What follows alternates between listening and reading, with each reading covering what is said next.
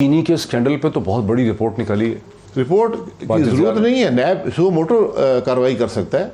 नहीं, जो वाजिद ज़िया की जो रिपोर्ट आई है जी, वाजिद ज़िया वो एक कमीशन था ना, कमीशन था जी, 300 सफ़े से बड़ी रिपोर्ट आई, पहली दफ़ा हुआ। 2 सफ़े की होती बात खत्म हो जाती, 2 सफ़े की रिपोर्ट आपको चाहिए थी। तो 347 सफ़े इसलिए हैं कि असल इशू से टेंशन हटाई जाए। तो नैब उसकी पाबंद नहीं है, नैब सो मोटो नोटिस ले सकता है, लेता है, क्यों नहीं लेते?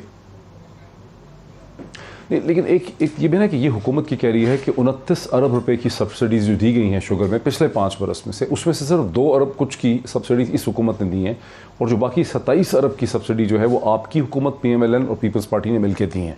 वो पूरा रिकॉर्ड उन्होंने उसमें शो किया। हमें भी गिरफ्तार कर लें, 2 अरब वाले को कर लें, 27 अरब वाले को कर लें, हम तो ना तो नहीं कर रहे ना। बात सब्सिडी की नहीं है, ये मैं यही कह रहा हूँ, ये सारे इशू को उसे टेंशन हटाने की कोशिश है। इसमें 3 इश्यूज हैं शुगर की, अगर बात करते हैं 3 इश्यूज क्या हैं? 3 मेजर इश्यूज हैं। वो क्या है? पहली बात है कमीशन का मकसद क्या है? कमीशन का मकसद है फैक्ट्स को एस्टैब्लिश करना। नहीं जी, कमीशन का एक मकसद था कि चीनी की कीमत क्यों बढ़ी है, ठीक, ये इसलिए कमीशन बनाया गया। ये उसका TOR है, बेसिक TOR है कि चीनी की कीमत क्यों बढ़ी। चीनी की कीमत में 3 इश्यूज हैं। एक, एक्सपोर्ट की इजाज़त देना, क्या वो सही दी गई या गलत दी गई? वो कहते हैं पहले भी दी गई हमेशा। देखिए 2017 में हमने डाका मारा तो हमें भी पकड़े ना। हमारा डाका आपके डाके को जस्टिफाई नहीं करता। हम तो डाकू मशहूर हो गए, हमें हो गए ना, बात खत्म हो गई। इस्टेब्लिश है शायद बासी करप्ट है, चले बात खत्म हो गई। आप भी तो करप्ट हैं, मैं अब आपकी करप्शन साबित करता हूँ। एक्सपोर्ट की इजाज़त सही थी या गलत थी? एक्सपोर्ट की इजाज़त अगर सही थी तो चीनी की कीमत नहीं बढ़नी चाहिए थी। अगर एक्सपोर्ट की इजाज़त सही थी तो मुल्क के अंदर चीनी की कीमत नहीं बढ़नी चाहिए थी, यानी इतनी चीनी मौजूद होनी चाहिए थी, सरप्लस होती। ठीक, अब आपकी कीमत बढ़ना शुरू हो गई। लेकिन शुगर इंडस्ट्री ये कहती है कि कीमत जो है वो उनकी कॉस्ट ऑफ प्रोडक्ट उनको पूरी नहीं पड़ रही थी, मतलब इतनी सरप्लस प्रोडक्शन हो चुकी थी 2018, 17, 19 में। देखिए, मैं उसकी बात नहीं कर रहा, मैं तो एक ECC हुकूमत के फैसले की बात कर रहा हूँ ना। ठीक, आपने चीनी एक्सपोर्ट की इजाज़त दे दी 1 मिलियन टन यकमुश्त, ये हकीकत है। ठीक है, इससे पहले क्या इजाज़त दी गई वो भी चेक कर लें। जब आपने इजाज़त दी, मार्केट परसेप्शन पे चलती है। जब मार्केट ने देखा कि यार प्रोडक्शन और कंजम्पशन तकरीबन बराबर हैं, इन्होंने 1 मिलियन टन की इजाज़त दे दी है, तो डेफिनेटली कीमत बढ़ेगी मार्केट में। लोगों ने मिलों ने भी होर्डिंग शुरू कर दी, लोगों ने भी स्पेकुलेशन शुरू हो गई और कीमत बढ़नी शुरू हो गई। साथ ही सब्सिडी, फेडरल गवर्नमेंट ने कोई सब्सिडी नहीं दी क्योंकि हमने मना कर दिया था। आपने मना कर हमने दिया? कैबिनेट गवर्नमेंट ने असूली तो नहीं जी, नहीं, कैबिनेट डिसीजन हमने लिया, मैं उसमें भी आपको बताऊंगा। असद उमर ने कहा कि नहीं देनी चाहिए सब्सिडी। जी, असद उमर साहब कैबिनेट के डिसीजन पढ़ लें, मैंने फैसला किया When you were the Prime Minister जी कि हम सब्सिडी नहीं देंगे, ये प्रोविंशियल इशू है, सब्सिडी देनी है प्रोविंशियल गवर्नमेंट दे, हम नहीं देंगे। ठीक, उसके ऊपर, और इस वक्त सब्सिडी की ज़रूरत नहीं थी। सब्सिडी कोई बेनिफिट नहीं होता। सब्सिडी दी जाती है कि जो इंटरनेशनल प्राइस है उसमें और लोकल कॉस्ट ऑफ प्रोडक्शन में अगर डिफरेंशियल है, यानी वो प्राइस कम है, आपकी कॉस्ट ऑफ प्रोडक्शन ज़्यादा है, उसको आप ब्रिज करते हैं सब्सिडी से। इस वक्त कोई ज़रूरत नहीं थी सब्सिडी की क्योंकि रुपये डिवैल्यू कर चुका था और एक्सपोर्ट सब्सिडी के बगैर मुमकिन थी। आपने, पंजाब गवर्नमेंट ने फिर भी 2.5 अरब की सब्सिडी दे दी अपनी मनपसंद लोगों को। उन मिलों के अलावा जिन्होंने सब्सिडी दी, लोगों ने एक्सपोर्ट किया बगैर सब्सिडी के। सिंध ने एक्सपोर्ट किया बगैर सब्सिडी के, KP ने एक्सपोर्ट किया बगैर सब्सिडी के। सिर्फ पंजाब में 2.5 अरब की सब्सिडी। ये पंजाब तो आप समझते हैं कि ये जो हकायक हैं ये खुल के सामने इस बावजूद इतनी बड़ी रिपोर्ट के सामने नहीं आ सकते? ये तीन सफ़ों में मैं आपको लिख के दे देता हूँ। मैं इनके सामने पेश हुआ था। आपने इशू उठाया था? जी, मैंने ये सब बातें उनको बताई हैं। ठीक, लेकिन उनको शायद ये बात समझना नहीं थी। आज भी ये 3 हकायक हैं। आपका काम है चीनी की कीमत क्यों बढ़ी।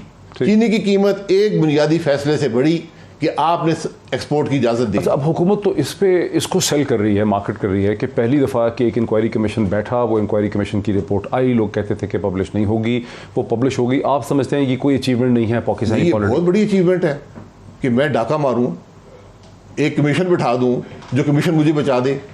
ये तो बहुत बड़ी अचीवमेंट है, मामूली अचीवमेंट तो नहीं है। हाँ अंदाजे एक एक्सट्रीम पोजीशन आपने भी ले ली है नैब पे। बात हो रही है नैब की रिफॉर्म की, आपकी बयान सामने आ रहा है कि नैब की रिफॉर्म के बजाय नैब को ख़त्म कर देना चाहिए। जी ख़त्म कर दे, आपकी चॉइस है, आपने मुल्क चलाना है, इसको ख़त्म कर दें। नहीं तो फिर आपने मुल्क नहीं चलाना, खत्म कर दें तो अकाउंटेबिलिटी का क्या होगा? अकाउंटेबिलिटी बता दें, नैब ने क्या अकाउंटेबिलिटी की है पिछले 20 साल में, बता दें, रिपोर्ट शाया करें ना कि हमने फलाने होल्डर्स ऑफ पब्लिक ऑफिस को हमने पकड़ा है। तो फिर आपकी हुकूमत रही, आप खुद प्राइम मिनिस्टर रहे, नवाज शरीफ साहब की हुकूमत रही 2 दफ़ा पंजाब। नैब का हुकूमत से ताल्लुक नहीं है, नैब हुकूमत से पूरी इंडिपेंडेंट है। नैब का जो प्रिकर्सर था जी एहतसाब ब्यूरो जी, वो तो नवाज शरीफ साहब ने लेट 90s में कायम किया था। जी वो नॉर्मल लॉज के तहत ऑपरेट करता था। नैब ऑर्डिनेंस बनाया गया, मुशर्रफ साहब ने 3 हफ्ते में बनाया 1999 में, और मकसद एक था कि सियासतदानों को दबाया जाए, इनको तोड़ा जाए। आपकी गवर्नमेंट आ गई 2014 में, आपने कुछ नहीं किया। जी मैं क्या करता? नहीं, आपकी पीएमएलएन की हुकूमत आई, आपने पीएमएलएन की हुकूमत क्या करती? लेजिस्लेट करती, खत्म कर देती नैब को। इशू भी नहीं उठाया आपने? नहीं, इशू लेकर भी नहीं आए? इशू उठाया है, इशू उठाया है, इशू उठाया गया, कमेटी बनी, सब ने नैब की अमेंडमेंट्स एग्री की। हालांकि मैं उन अमेंडमेंट से एग्री नहीं करता, वो नाकाफ़ी थी। फिर उन्होंने कहा चलें शुरू कर दें, लेकिन जब पनामा का केस आया, पीपल्स पार्टी भी भाग गई, पीटीआई भी भाग गई, और नैब वहीं मौजूद रहा। नहीं सर, देखिए ना, थोड़ा इतना आसान नहीं है। 2008-9 के दरम्यान में आप लोगों ने बड़ी मेहनत लेजिस्लेशन की। जब अपनी काम का था, आपने 18th अमेंडमेंट को देखें कैसे उसकी अमेंडमेंट की, सारा आप लेके आए। फिर आपने थ्राइस जो प्राइम मिनिस्टर की कंडीशन थी, वो चूँकि पीपल्स पार्टी भी चाहती थी, पीएमएलएन भी चाहते थे कि भाई प्राइम मिनिस्टर की जो टर्म्स हैं वो 2 नहीं होनी चाहिए, बट वो जो कदम थी उसको भी हटा दी। जो जहाँ अपना अपना इंटरेस्ट था वो कर लिया। नैब पे तो कुछ नहीं किया आपने। नहीं, अपना अपना इंटरेस्ट, नैब से ज़्यादा इंटरेस्ट और हमसे किसको होता? तो फिर क्या किया? नैब में तो हम भी पकड़े जाते हैं ना। अगर इंटरेस्ट की बात ही आप कर रहे हैं तो मैं तो सबसे पहले नैब को ख़त्म करता कि करप्शन करूं, कोई ना पकड़ सके। 3 टर्म्स की सारे बात करते हैं। कौन सी पार्लियामेंट्री सिस्टम दुनिया में दिखाएं जब टर्म लिमिटेशन? अमरीका में है ना सर। अमरीका प्रेसिडेंशियल सिस्टम है। नहीं, प्रेसिडेंशियल है ना, ठीक, फर्क होता है ना। तो भी नहीं थी ना पहले। देखिए प्रेसिडेंशियल सिस्टम और पार्लियामेंट्री में फर्क ये होता क्या है। बात है सर? ये हकीकत है। में भी पहले टर्म्स नहीं थी ना। फ्रैंकलिन डिलानो रूजवेल्ट 3 दफा रहा ना प्रेसिडेंट। वो टर्म क्योंकि प्रेसिडेंट है वो और बात है। फर्क क्या? वो डायरेक्टली इलेक्टेड आदमी होता है। हाँ, यहाँ पर लोग इलेक्ट होते हैं, वो एक लीडर को चॉइस करते हैं। एक आदमी जो बार बार इलेक्ट होता है उसकी ताकत में, जाती ताकत में, खानदान में इजाफा होता जाता है। जी नहीं, देखिए वो इलेक्ट होता है, वो जीतता है इलेक्शन, उसकी पार्टी जीतती है, फिर पार्टी डिसाइड करती है कौन प्राइम मिनिस्टर होगा। तो आप उनकी चॉइस को लिमिट नहीं कर सकते। इतनी बड़ी बेसिक पॉइंट मेरा ये था कि जहां आपको तरमीम करनी थी, आपकी इंटरेस्ट था, आपने तरमीम कर लिया आपकी पार्टी से। भाई नैब से ज्यादा बड़ा इंटरेस्ट हमारा तो क्या किया सर नैब पे? आप मुमकिन नहीं था। मैं आपको ये बात बता रहा हूं, कंसेंसस नहीं हो सकता। ये चीजें कंसेंसस, 2 ही तो पार्टी थी। मैं आपको अपने जमाने में बता देता हूं, मैंने जब प्राइम मिनिस्टर बना, मैंने फिर कोशिश की एक कंसेंसस क्रिएट करने की नैब की अमेंडमेंट को। या बात करें 2017 मैं 2017-18 की बात मैं कह रहा हूँ 2008, 9 और 10 में जब आप में और पीपल्स पार्टी में हर तरह का हनीमून चल रहा था, आप लोगों ने नहीं, कोई हनीमून नहीं था। 6 हफ्ते का हनीमून था। एक गवर्नमेंट हुई, टूट गई, उसके बाद उन्होंने हमारी पंजाब गवर्नमेंट तोड़ दी, वो भी जुडिशरी के ऊपर मामला हुआ। 18th अमेंडमेंट नहीं करवाई सर आपने? 18th अमेंडमेंट 3 साल लगे, एक दिन नहीं लगा।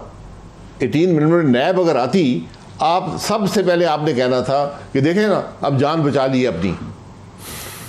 सियासतदान हम वो लोग हैं, अब अपनी तनख्वाह भी नहीं बढ़ा सकते। आपको पता है कि इस मुल्क में प्राइम मिनिस्टर और सर सुनने वाले भी हंस रहे होंगे सर, सियासतदान इतने कमजोर हैं सर, इतने मजबूर। मैं आपको बता रहा हूँ, हम डरते हैं। तो फिर सारे क्यों हम डरते हैं आप लोगों से, अवाम से, ये कहेंगे खा गए। आपको पता है कि इस मुल्क में चीफ जस्टिस, सुप्रीम कोर्ट और प्राइम मिनिस्टर की तनख्वाह में कितना फ़र्क है? आप कोई अंदाज़ा लगा लें। खासा तकरीबन मुझे अंदाजा है 20%, 30%, मैं ख्याल 4-5 गुना ज़्यादा है। 10 गुना, 10-15 गुना फ़र्क है। तो 2-2.5 लाख और मैं ख्याल 16-17 लाख जी, 1,35,000 प्राइम मिनिस्टर को मिलते हैं। तो बाकी अब हिसाब लगा लें बाकी क्या मिलता है। तो इसलिए ये बातें करनी बड़ी आसान है, हकाइक बड़े तल्ख हैं इन बातों के। अच्छा, अब आप नैब को खत्म कर दिया, आपकी आप रहने दें, मैं तो अपनी राय दे रहा हूँ, आप रहने दें नैब को। आपके इस्तदलाल की मैं बात कर रहा हूँ, आपकी लॉजिक है कि नैब का फायदा ही नहीं, खत्म ही कर दें, तो किसी चीज से तो रिप्लेस करेंगे ना आप। फिर आप नैब सारे को जिम कर दें FIA में, राइट, वाइट कॉलर क्राइम का विंग बनाएं, FIA में जिम कर दें, FIA को ही चलाएं। FIA एक ही इदारा हो ना, ठीक, यहाँ तो हर एक इदारा बना हुआ। लेकिन अभी FIA के DG ने, जो सिटिंग DG है भारत से, उसने जो शुगर पे इंक्वायरी कमीशन रिपोर्ट निकाली, उस पर भी आपको एतमाद नहीं है? बिल्कुल एतमाद नहीं है। तो फिर FIA में क्या है? तो मुझे नैब पे भी एतमाद नहीं, उन पे भी एतमाद नहीं। तो कोई हल क्या है, वे फॉरवर्ड? हाल ये है कि इंडिपेंडेंट लोग लगे, वक्त लगेगा इन चीज़ों में, कोई चीज़ एक दिन में इंडिपेंडेंट नहीं होती। हम रहे हैं FIA के जितने हेड लेकर आ जाएं, हमने कोई उनको गलत बात बोली हो, आप IB के हेड लेकर आ जाएं, हमने कोई गलत काम IB से करवाया हो, वो बोलेंगे नहीं। नहीं, अभी तो रिटायर हो गए ना, हम तो इक़्तिदार में नहीं हैं, हम तो नैब की कस्टडी में हैं, आप पूछ लें।